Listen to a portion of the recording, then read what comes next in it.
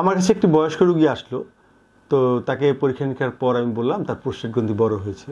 তিনি আমাকে জিজ্ঞাসা করলেন প্রোস্টেট গ্রন্থি বড় হওয়া মানে কি, বা এটা কি চিন্তার বিষয় আছে কিনা। তো আমি বলবো যে আমাদের মূত্রথলির নিচেই, এই যেটা যদি মূত্রথলি হয় তার নিচেই যে এখানে একটা গ্রন্থি থাকে এবং যেটা হচ্ছে অনেকটা তরমুজের মতো শেপ, সেটা হচ্ছে প্রোস্টেট গ্রন্থি। নর্মাল এটা 10 থেকে 15 গ্রাম পর্যন্ত হয় এবং এটা আস্তে আস্তে 40 পুরুষের ক্ষেত্রে বড় হওয়া শুরু করে এবং 50 পুরুষের ক্ষেত্রে দেখা যায় 30% পুরুষের ক্ষেত্রেই বড় থাকে এবং আরও যখন বয়স 60-70 হয় তখন এটা আরও বড় হয়। এবং অনেক সময় দেখা যায় আবার প্রোস্টেট গ্রন্থি বড় হওয়ার কারণ হিসেবে কিন্তু ক্যান্সারটাও থাকে, ক্যান্সারও অনেক সময় পাওয়া যায় গ্রন্থি বড় হিসেবে। কাজে এই প্রোস্টেট গ্রন্থি বড় হওয়ার ক্ষেত্রে বড় যদি হয় কোনো কারণ নির্দোষভাবে হতে পারে, চিকিৎসা নাও লাগতে পারে, আবার সেটা ক্যান্সারের কারণ হতে পারে।